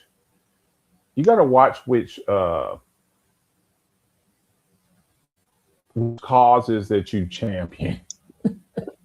You got to watch the causes that you champion, because you got to understand the backlash. And we've seen this, for all the way from Lee, with the draft, all the way to, Kaepernick, the guys at the Olympic, the stuff in the air, some of the soccer teams that were protesting Putin for the Ukrainian war, the Me Too movement, the kneeling for the anthem and things and whatnot like that. You have to understand, the people protesting, having to wear masks and stuff like that, with abbreviated seasons during COVID and whatnot. When you take a stance on those type of things, you have to understand it. Look, this is a free country, and you are free to speak out on things, but understand the backlash that comes along with it. You can't say and do certain, and then when backlash comes from, be like, oh, I can't, that's the way you feel on it, that's fine. If that's the way you feel on it, that's fine. But understand when people stop buying your jerseys, or you in a certain segment, because you understand what you may be championing for, i.e., a Nick Bosa rocking a MAGA hat after a game. You're alienating yourself, or Jackson Dart presenting, the president, and offending one of your teammates, Abdul Carter, who is a Muslim, and you're supporting a guy who has said a lot of things about Muslims. You have to understand the backlash that comes with that. So, I don't Marcus, have anything against. I think that sometimes, this is to your point. Not sometimes. I think a lot of times people confuse equality with fairness. They are not the same. equality is a level playing field. Just because you give people equal access doesn't mean that the game is going to be fair once you begin to participate. And to your point, I don't think that. And I think we have to call out. Yeah, we have to call out things too. We have to call things out. You know, we had the whole Diana Rossini thing, you know, and the Vrabel thing, and it was just one person that really suffered the consequences. You know, was Rossini wrong? Yes. Was Mike Vrabel wrong? Yes. But only one person paid the consequences for it, you know? So I think what we look for you can look at the same situation. You can look at the Kyle Shanahan versus the Tony Romo situation. Tony Romo gets a DUI, is plastered all over the media. Kyle Shanahan gets into a car accident. We don't know anything for 2 weeks. Yeah. So it's just, you know, it's a difficult situation, man. And look, we'll be keeping an eye on that. While I have you here, because you came in late, I wonder. I'd like to get your opinion on things. I know sometimes with the schools and stuff like that, the conflicting schedules. Your whole thoughts on this Diggs to DC ordeal. And have we seen Brandon Ayuk play his last game in the NFL? Is that official at the door? You know, he's done a lot of stuff saying, you know, he wants to go to DC or whatnot. What do you think that Diggs has left in the tank? Do you think that he can, you know, me and Dre, we had talked about it. Diggs came and said he's the best number 2. I don't know if I agree with that. I'd like to know your thoughts on that. And what type of impact do you think that Stefon Diggs will have with the Commanders? I think that Stefon Diggs, I wouldn't call him the best number 2 option at this stage in his career, because I mean, T. Higgins and Jalen Waddle still live. George Pickens. George Pickens. Yeah, George Pickens. They still live. So I wouldn't necessarily call him. I wouldn't call him the second. Is he better than Davante Adams? Is he better than Davante Adams? With Puka, is he a better number 2? But Davante, I would say they're on the same level right now. I would say that the difference between them is the quarterback play of Matthew Stafford versus the quarterback play, especially down the stretch in playoff time, versus the quarterback play of Drake May. I mean, for all intents and purposes, Stefon Diggs was showing out last year before all of the melee came out in the media. So, I think they're on the same level. I would put him. I might give Davante Adams a slight edge because of his ability to be physical, as to where Stefon has had some injuries, and he's had some injuries that have kind of nagged on the last 3 or 4 years. So despite his ability to perform, Davante Adams has not dealt with the same types of injuries. He hasn't dealt with an ACL, and he hasn't. I mean, I think Davante Adams has only dealt with a hamstring. I think that's been the only injury that he's dealt with over the last couple of years that's been publicized. I mean, we know football players deal with a lot of injuries, but I think that the only major injury that he's dealt with publicly has been the hamstring injury. So I think I would give him, because of the durability and the availability, I would give Davante Adams the slight edge. But I mean, from a route running standpoint, we were just from a route running standpoint, I would think that Steph is at his level, if not better. From a hand standpoint, I think Devontae might be better from a hand standpoint. And then Devontae is probably a better blocker, but I think Steph might still have that, still might have more downfield speed than Devontae. So it's kind of like. Do you think Diggs? Do you think he'll be? Beggars can't be choosy. Look, we're already going into week 2 of training camp. So like now you start seeing guys who, you know, we're waiting for a good situation or some type of opportunity to open up. So these guys are like, okay, there ain't nobody calling, so this might be my last chance to jump on the roster. Do you think Diggs will be happy with a secondary type role? We know how he was in Buffalo. I mean, it's well documented how upset he got. I believe for like a 3 or 4 year span, he led the league in targets. I mean, this guy's getting 160, 150, 160 targets.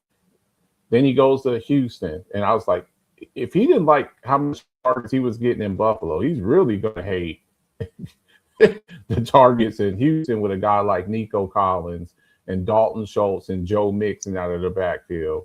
And then last year he kind of got he got hurt with Houston. Last year he goes to where he was pretty much their number one. He was the best receiver on that team. So he kind of went back to a number one type role, even though I don't think he's that number one type dude, that all pro type player that he was. Will he be happy in Washington where Scary Terry gets most of the targets? Will he be cool, or will he lose his mind? So a couple things. We've seen that where he feels like he's not involved in the game. So a couple things I think, and we've talked about this on several occasions. So I want to be very transparent and clear about my evaluation about the Washington signing. First of all, Stephon Diggs' targets only took a toll because Brian Daboll left and Ken Dorsey was elevated.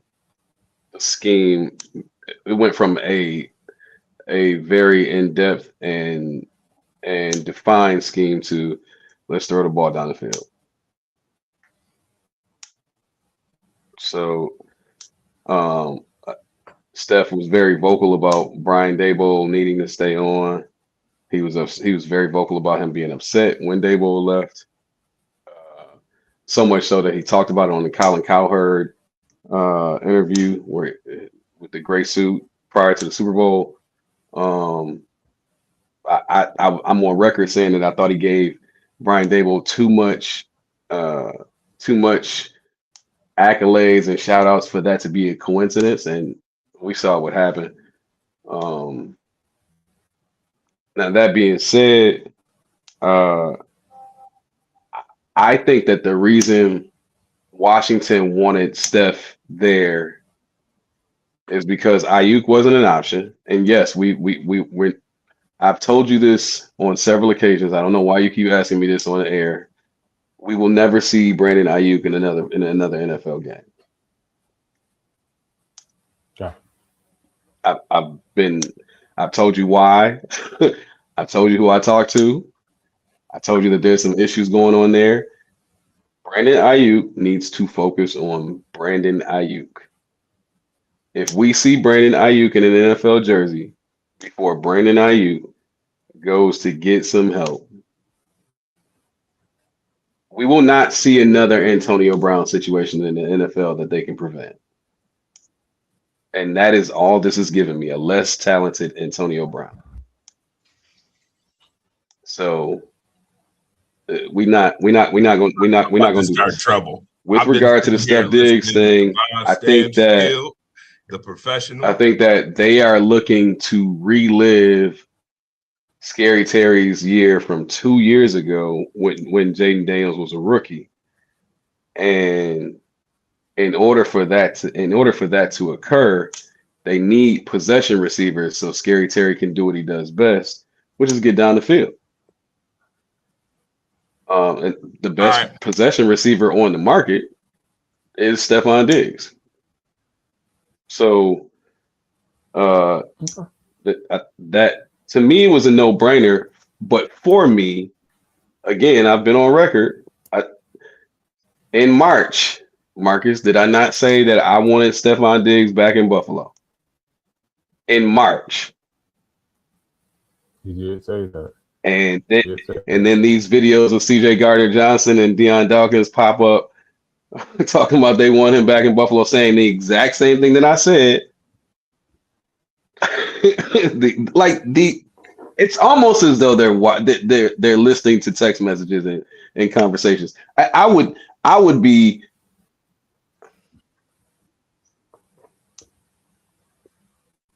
People watch social media shows. I'll just say that.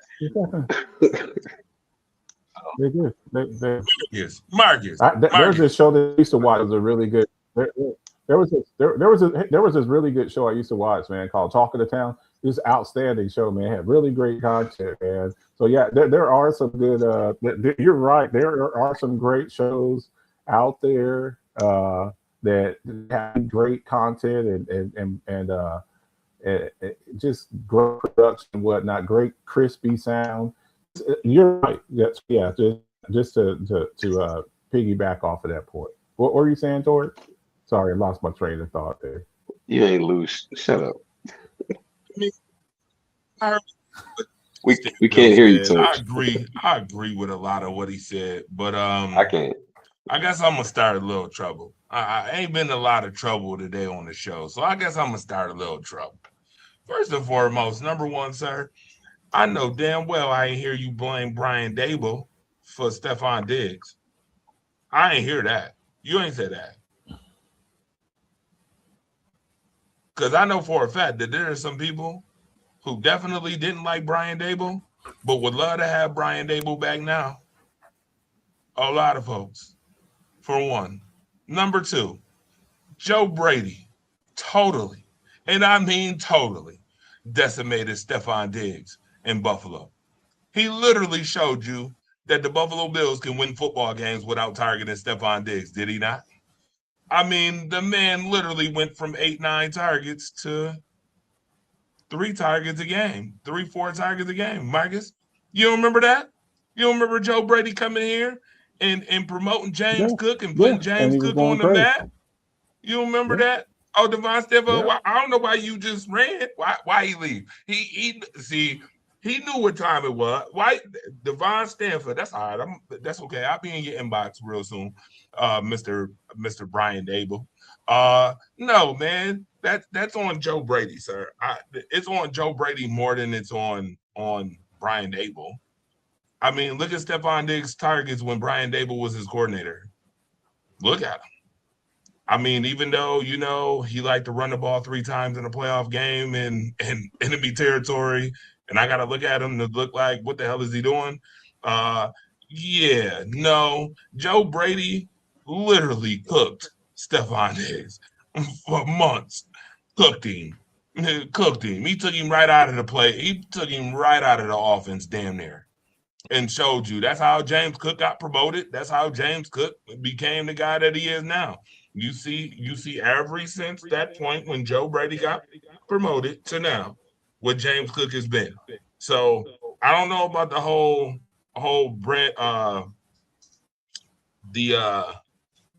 New York Jets former coach Brian Daboll stuff. New York Giants. I totally agree. I don't know. Yeah, Giants. Yeah, that's what I said. Giants, former Giants coach. I don't know about all that fully, but I will say I agree with a lot of stuff that you said. And getting to Sophie Cunningham, I had to say this.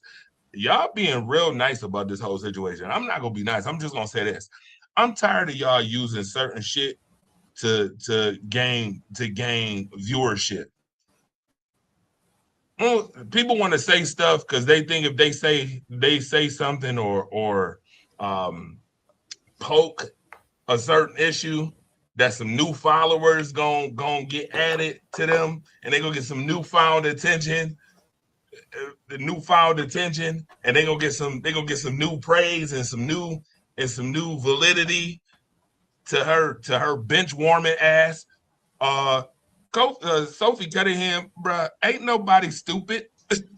Nobody stupid. Just like I told you a couple weeks ago about Stephen A. and him being slick on his position on certain stuff. Sophie, you not slick neither. You ain't slick, sweetheart. I'm not buying it. Now all of a sudden you want to talk about protecting women. First of all, ain't nobody need all that from you. I'm sorry. I gotta be real with it. Ain't nobody need all that from you. You want to be relevant. Some folks, they look better off quiet. You look better off shooting the basketball. I told you I was gonna start a little trouble today. You listen, ain't been no trouble on this show. You know it's gotta be a little bit. Hey, I got the cam man over here. I got the professional. I'm going back old school. You know I'm the fire starter. We at Fresh Perspective do not condone any defamation or degradation of any one party. It's not even degradation. To me, it's just, you are literally trying straddling that Cam Newton line. You're trying to incite drama to bring on a following, to try to bring more of a following to yourself. That's crap. That's pretender. That's pretender. Like, I don't like perpetrators. That's perpetration. You want to perpetrate and you want to be relevant so bad. So you say some shit that you know that's going to put you in the public eye. That's going to put you, and regardless if it might offend a few people, and regardless if some people might disagree with you, the majority of your fan base is going to jump. And it's going to make other people who think like that jump to want to jump to your side. That's bullshit. Just play basketball, be the person that you are. You ain't gotta always be on the forefront. You ain't Caitlin. First of all, you ain't Caitlin Clark, number one. You gotta stop Dre, this nonsense. Did you tell her that shit, all that crap? You ain't Caitlin. You ain't Caitlin. Dre, are you telling her to shut up and dribble? You know what? I'm gonna be honest with you. Don Imus got a promotion after telling somebody to shut up and I'm sorry, he said nappy headed, you know what, and got promoted. He got fired and then promoted. Yeah, Let's be clear on that. Okay, so yeah. if a black man say, hey, Sophie Cunningham, listen, play basketball, keep it cute, honey. That's what I'm saying. Keep it cute, honey. Play basketball. Because I know what you're trying to do, and others who got a brain know what you're trying to do. You not slick. You not slick at all. Trying to incite a drama that don't even need to be. For what? What is the reason? And the only reason I can see is to be relevant, even more relevant than you are, trying to gain a fan base and a following. You see her in UFC sports, yada, yada, doing all this stuff, trying to gain traction. Sweetheart, you average 7 points per game. Don't make me, sir. Because you was calling AZ Fudd Darko Milicic at one point until you had to realize, Darko Milicic, right? So we calling her Darko Milicic. What is she? Darko Fudd. What is Sophie? Thank you for being a friend. That's what we need you to be. Okay, stay in your lane, sweetheart. Thank you for being a friend. Peep the reference. Okay, stay there. Keep it cute, honey. I'm about to go off the screen. Ain't trying to hear all that from you. Now, with that being said, you right about Devontae Adams though. I heard that too. Devontae Adams is a better number 2 by a mile. I wouldn't say by a mile. I would say by a mile. The numbers don't even support that. I say George Pickens by a mile. George Pickens by a light year. Numbers don't support that. Devontae Adams had how many touchdowns? They were like 3 yard touchdowns. So that's like Jalen Hurts. That's like Jalen Hurts rushing touchdowns. That's like Jalen Hurts right there. You don't get credit for tush pushes at the 1 yard. Last I checked, Devontae yeah, Adams ain't 1 had yard touch out. pushes.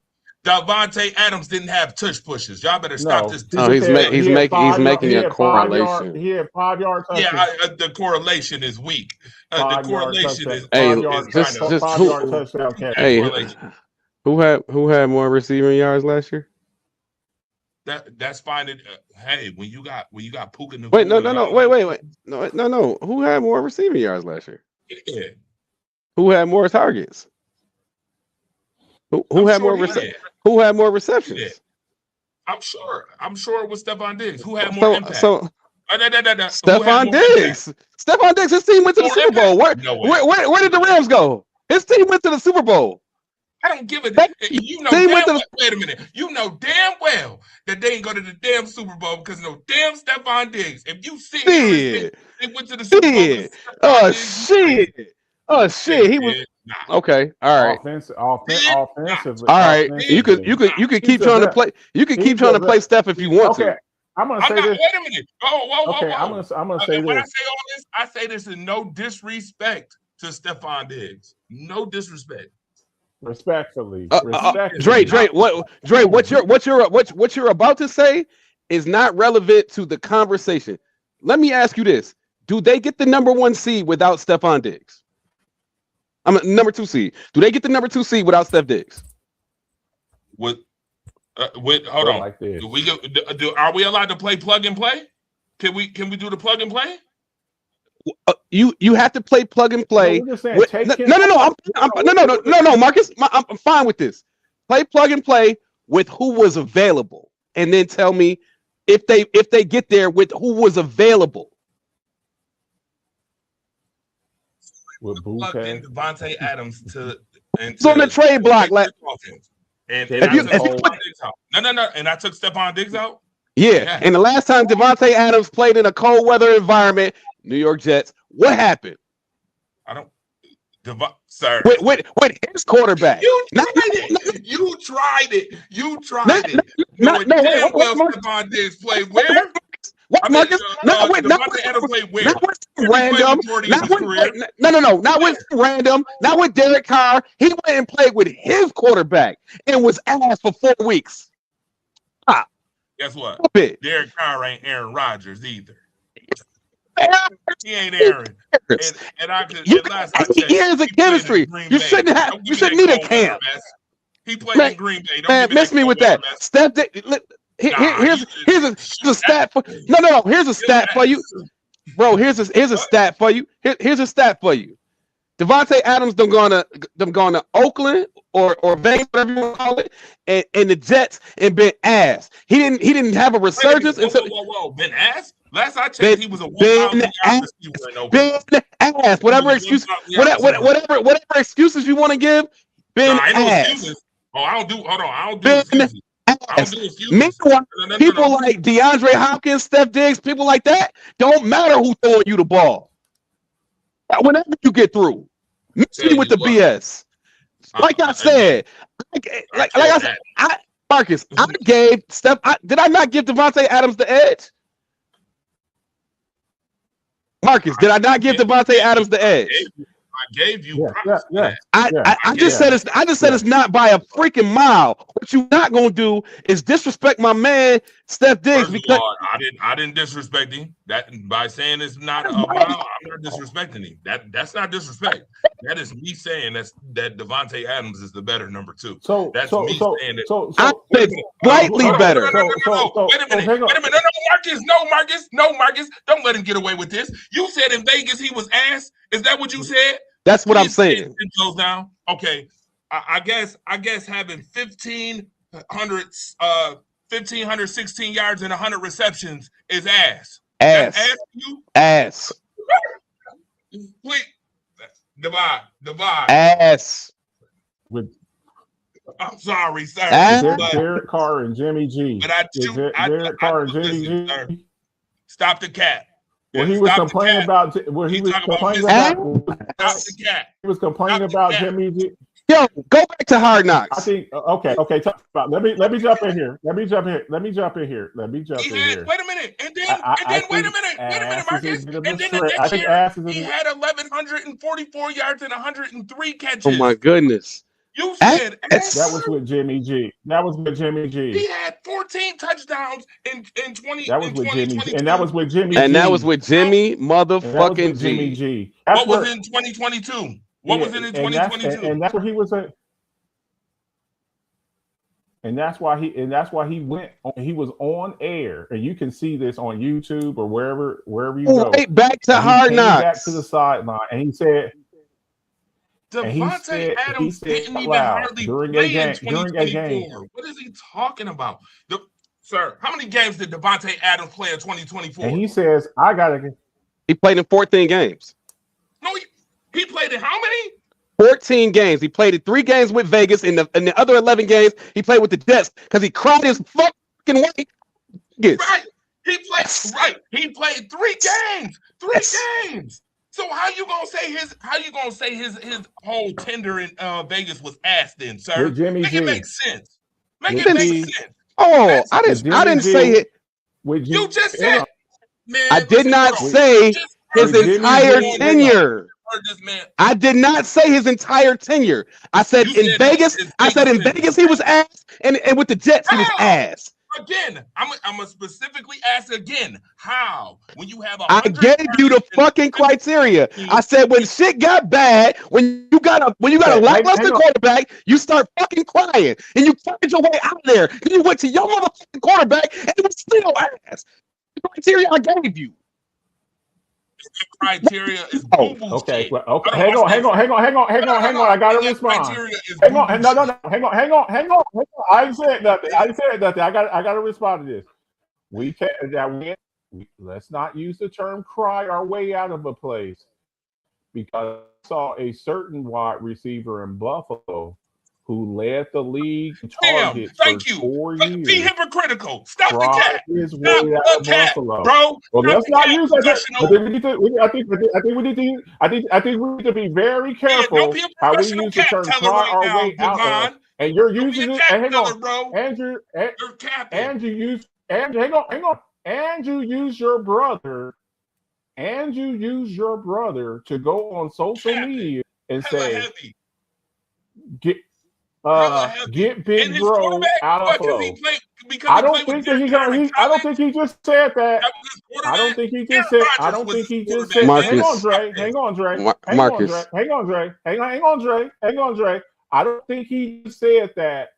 I don't think Trayvon, his brother, just said that out of the blue. Get Bro up out of Buffalo. He said in This Vegas man he led was the ass, league bro. in That's targets for bullshit. 3 years. Yeah. So let's not. I think using the term "cry your I told way you I out like of a trouble on place," show. and then say, hang on, and then say the only reason that Josh was so good was because he was throwing to me.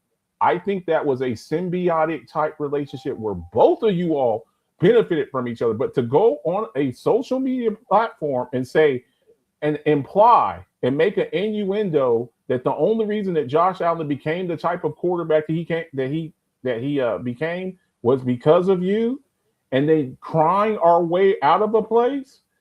I don't think that that's the correct. I don't think we need to use that terminology with the way things played out with Steph Diggs in Buffalo. I don't think we want to use that word. I don't think we want to use that word. I'm going to use the motherfucking word because, like I said, we're gonna go to 2021, 2022. 2021. No. Address the Diggs. Address the Diggs getting out of Buffalo. No, I'm going to address it in the context of which it's given. Okay. What I said was Devontae Adams had his first. What I was implying was, because I didn't go into detail, I just said he was ass in Vegas, cried his way to fuck up out of there. As soon as his quarterback went down and the quarterback play went trash, they got rid of Derek Carr. They couldn't replace him. The quarterback play went trash. He only had fucking 400. He only had fucking 300 or 400 yards and cried his way to fuck up out of there. Went to his quarterback in 3 games. In 4 games. Okay, so that's 100 yards a game. That's 100 yards a game. And I don't think 1,500 yards is ass in a season. 1,500 yards is not ass. Vegas Raiders was Are you trash. let me finish my fucking point? No, or not? because you Devon Stanfield wouldn't have played in Vegas either. With the Oh my God. Here. Come on, man. I'll be quiet. I'll let you go. I'm just all I'm saying is 1,500 yards is not ass. So since we're gonna talk about it, I'm gonna go to the real statistics.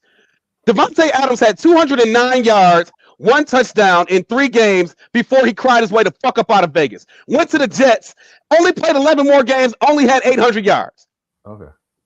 7 yards a game. Wait a minute. So if you put that whole season together, that means if you put that whole season done. I'm not done. I'm sitting back. But when I respond, I need to stay quiet because I'm waiting to see the end of this story. So I didn't say shit when you was talking just now. I'm the one that keep getting interrupted. I'm sitting back. I'm sitting back. Go for it.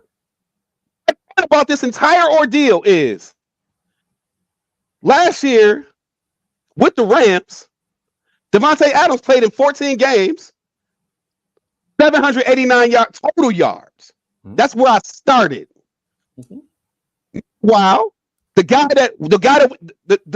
other crier that we're talking about, since y'all want to bring up the point that they both cried their way out of a place. The other crier, 17 games, 1,013 yards, 4 touchdowns, team in second place. Now they both ended up in second place, right? Mm-hmm. Both of their teams ended up in second place. Am I right? Mm-hmm. Who was the better team? Who had the better team at their disposal?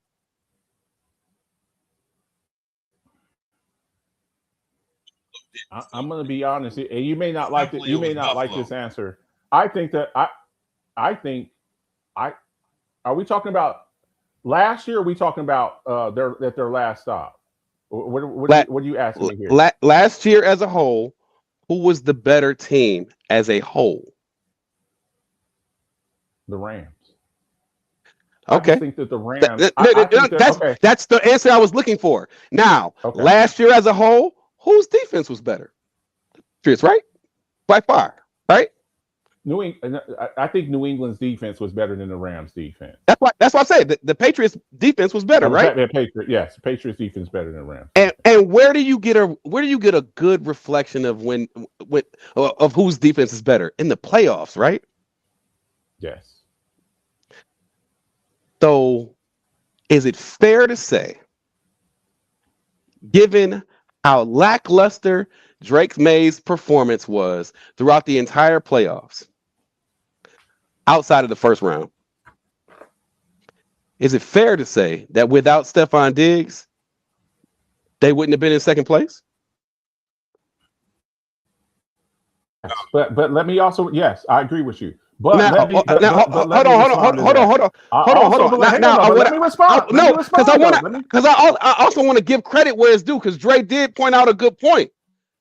If you plug Devontae Adams in there, the drop off, it probably isn't no drop off. They might be better, but again, I don't particularly care for Devontae Adams' performance in cold weather. What I was trying to get to is the stats point to this. He's not great in cold weather. Look at the stats. I just put it up. He's not great. Okay. Meanwhile, Stephon Diggs has been operating in a cold weather environment his entire career. Outside of Houston, the one. Yes, he has. In Minneapolis, even though he was in the dome, cold weather. In Buffalo, cold weather. Okay, but you're not playing. You're not playing outside, though. The dome is not outside. You're not, bro. He spent 4 years. He spent 5 years in Minnesota, 5 years in Buffalo. They the same, and he showed up in both places. Then he went to Houston. Didn't have the greatest year, but he got hurt. Then he came back to the Patriots, lit it up for $1,000 a year. Matter of fact, look throughout Steph's career. The only time since 2018, he has not had anything less than 1,000-yard season, barring injury. And one could argue the same thing about Devontae Adams. The difference between you brought up this, the difference between Devontae Adams and Steph Diggs, Devontae Adams is a lot better in the red zone. Right, Dre? Not just that, but also the role that he's playing in. Hold on. Wait a minute. On New So England. I just want to make sure that when I'm making my points, I want to give credit to where credit is due too. Yeah. That's all I'm saying. On New England, Stephon Diggs was the best receiver on New England. He was their de facto number one receiver. Diggs would not be the number one receiver on the Rams with Puka Nacua. So that also you have to also factor that in with target share. You got to take target share into the. Marcus Houston showed you that, like, but go ahead. Even with you're not getting as many. You're not getting as many targets as Nico Collins in Houston, bro, and Tank Dell before he. That's got what I'm hurt. saying. You got two receivers, really three if you include Dalton Schultz. You got three receivers in Houston. And Mixon. And Mixon. Marcus. So Marcus, watch this. And then you look at Devontae Adams in the same, which alludes to this point. When you look at Devontae Adams, 789 yards. It's the lowest output of his career since his second year in the league. Okay. It points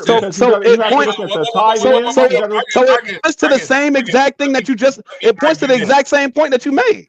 Okay, so Marcus, let me argue it from a different angle. Let me rock Big Show, my guy, Devon Stanfield, give it to him from a different angle. You mentioned defense, right? Yeah. Actually, primarily when you have defense, that means you get the ball back more, right? That means you have more opportunities to score and drive the football, right? When you have a defense who can get off the field, right? So when he was with the Rams, right? The Rams was in the middle of the pack. I remember many a games where the Rams played shootout football for half of the season last year, which means Matthew Stafford had to maximize his opportunities when he was on the field, right? So if you gave him that defense and you gave him more opportunities on the field, would Devontae Adams' numbers be better or lower, sir? Don't answer that, because they would be better because he would have more opportunities at catching the football. That's number one. Let's start there. So when we talk about numbers in 1,000-yard season, sir, just remember that Steph Diggs was on defenses that was better than Devontae Adams for the last 4 years too, sir. Because if he played with the Jets defense was boo-boo shit, and the Bills defense was way better. Let's be clear. If he played in Vegas and Vegas's defense was boo-boo shit, the Bills defense was a whole lot better. So let's be mindful of that as well. Number two, sir. I want to talk about points and impact, sir. If you play in shootouts or you play in games, shitty ass games, sir, we do have a thing called garbage yards. There's such thing called garbage yards. It means impact after the fact that you already done won games. New England last year was in many games where they had to fight to win, or would you say they pretty much packed up a lot of them games last year until we got to the playoffs and found out that Drake May was a fucking shell of itself, and that defense is the only reason why they went to the damn Super Bowl. If you think Steph Diggs was impactful in any way, shape, or form in the playoffs last year, sir, I will give you beachfront property to sell. I got some beachfront property that I sell you right now. In Beirut, sir. Hell no, sir. And that's why I said, and that is part of the reason why I said Devontae Adams is head and shoulders better, a mile better than Stephon Diggs. It's no disrespect to Stephon Diggs, but we not about to sit here and play like Devontae Adams. That boy, by the way, who played 8 seasons in Green Bay in cold weather. Hello? Can't play in cold weather now. Let's not do that now. Because I remember the game against Philly, sir. I also remember Devontae Adams showing up big time in games as such. Devontae Adams has 22 touchdowns in the last 2 seasons. You're telling me all those touchdowns it was in warm weather? He was on AstroTurf, huh? That's what you want to tell me? He was in AstroTurf. A lot of them were like 5 yard. A lot of them were 5 yard receptions. but we ain't about to sit here and play that. I'm not going for that. And I give you props. Stephon Diggs is good. He was the number one in New England. He was. That should tell you because he wouldn't have been with the Rams. I'm just but saying, real quick, guys, before we get up, I'm sorry. Real quick though, before we get up out of here. Real quick before we get out, because we've been on the air for 2 hours. Got to get up out of here and move around. I've been going all day. Bijan Robinson gets his extension was well. We've been expecting this. I talked about it a little bit on Coffee Talk yesterday. 3 years, $75 million, $25 million per, $51 million guaranteed. Jahmyr Gibbs waiting in the wings. Has already told the Lions he will not practice. Gibbs was Bijan wasn't practicing either, waiting for a payday. Bijan Robinson, best back in league, and is this deserving? Is this deserving? Thoughts real quick before we get out of here. D, what you got? I'm not done. As much as I can appreciate, I did not like that sucker. I did not like that sucker shit that him and his brother was doing when he was in Buffalo. When I was sitting up here getting nasty DMs and shit from people saying, "Oh, Stephon Diggs ain't never leaving Buffalo." Remember that, Marcus? You remember clearly for months, and I kept telling them, "You don't know how the media work. You don't know how this shit works." Remember that? I kept getting called a hater. You just want him to leave. You just want him to leave so he can go play with his brother. Listen, Marcus. Stop bringing up the hater accusations when all of that hate was coming from one person. So let's stop because whoa. Who was the one person? Nah, we need. No, we're not gonna identify that. We're not gonna identify a deck of cards on the air. Okay, let's move forward. The weakest link. You don't want to identify the weakest link. We're not gonna identify a deck of cards on the air. Now, let me say this. Let me say this. Bijan is more than deserving of that bread. Bijan is more than deserving of that bread. If I'm Jahmyr Gibbs, I'm not practicing either, because we have seen time and time again what people sacrificing for this team in the running back position and in the edge rushing position. When you sacrifice for a team and you bet on yourself, it can go very, very bad. Now, you don't want to be in a situation where you're in a Le'Veon Bell situation and it backfires on you. You want to be reasonable, but you gotta get your bread and make sure that you're taken care of for the long term, because the window for edge rusher and running back is oftentimes very, very short. So, and let's be clear, they are two of the 6 best running backs in the league. They may be 1 and 2 right now. Like I said, you see James Cook got paid. You better get paid. Jahmyr better get paid. Are you kidding me? They paid it's a little bit different though when you're asking to be the highest paid. So one last thing. What type of money should Gibbs be expected? Should he get the 25? Or you don't think Jahmyr Gibbs should be the highest paid running back? This is just my personal opinion, and this is my preference. I like Bijan just a little bit better, and for one reason only. And here's the reason why. As a running back aficionado, we've seen Gibbs carry the load by himself. Have we ever seen Gibbs without David Montgomery? You mean we've seen Bijan carry it by himself? But That's you what I know, said. guess Yeah, what? yeah, yeah. Oh, I got a lovely you said segue for that. Gibbs I got twice. a rebuttal to Yeah. that. Okay. I got a lovely rebuttal to that. Hold on Okay. now. Wait a minute. Okay. Hold up. Wait a Okay. minute. Let me put Okay. some Marcus in it. Okay. What division does Bijan play in? Uh-oh. It starts with 7 letters. 7 letters. Starts with a C, ends with E. What kind of division does he play in, Marcus? Go ahead and say it for the whole world to hear it. Cupcake. Yeah, but I see Bijan run through every. Cupcake. You know who else played in the? I Hang on. don't care. Let me respond. Let me respond. No, let me finish. What The division fact- did Derrick Henry? What division did Derrick Henry play in most of his career? And what were our thoughts? What were our thoughts? What were our thoughts on the AFC South? What's our thoughts on And the I'm AFC glad you South? said that. I'm glad that you mentioned that. Okay, Thank you just checking. for Okay. alluding and shining a light on cupcake divisions. Okay. Yeah, Okay. cupcake ass division. Why And guess is what? Dre playing the Jameer- role of Jameer- politician?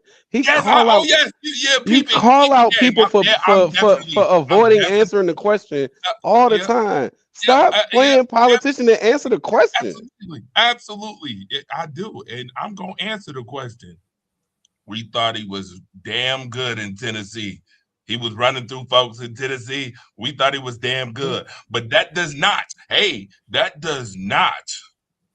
excuse the fact that Derrick Henry, for the majority of his career, played in a cupcake division.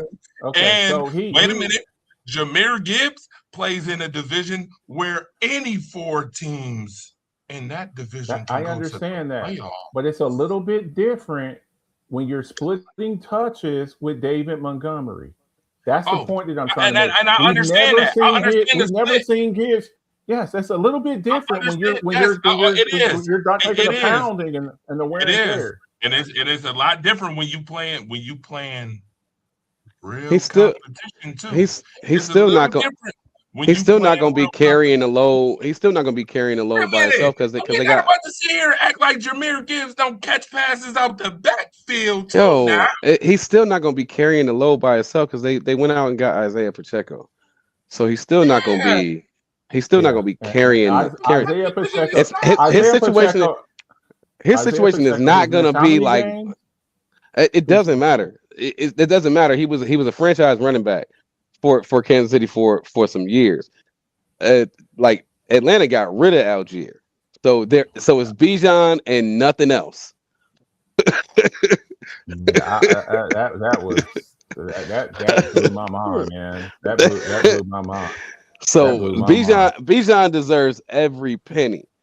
What we about to see with Jameer Gibbs is like the leverage that Bijan has to get his money. I don't think Jameer has because of the acquisition of Isaiah Pacheco.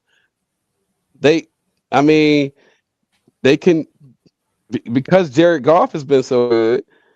They can be who the backup. You know who the backup is. You know who the backup is in Atlanta, right? Who? And here's your little fantasy football. Here's your fantasy football nugget for today, folks. When you're doing your draft and you're drafting and you mash that button, please do not. And you see B Robinson. Okay, somebody's going to do it. Somebody's going to do it. I'm going to say this, and somebody should. Do not accidentally draft Brian Robinson over Bijan Robinson. Somebody's going to do it, and I'm going to clown you, and I'm going to show everybody because I've been saying this all summer.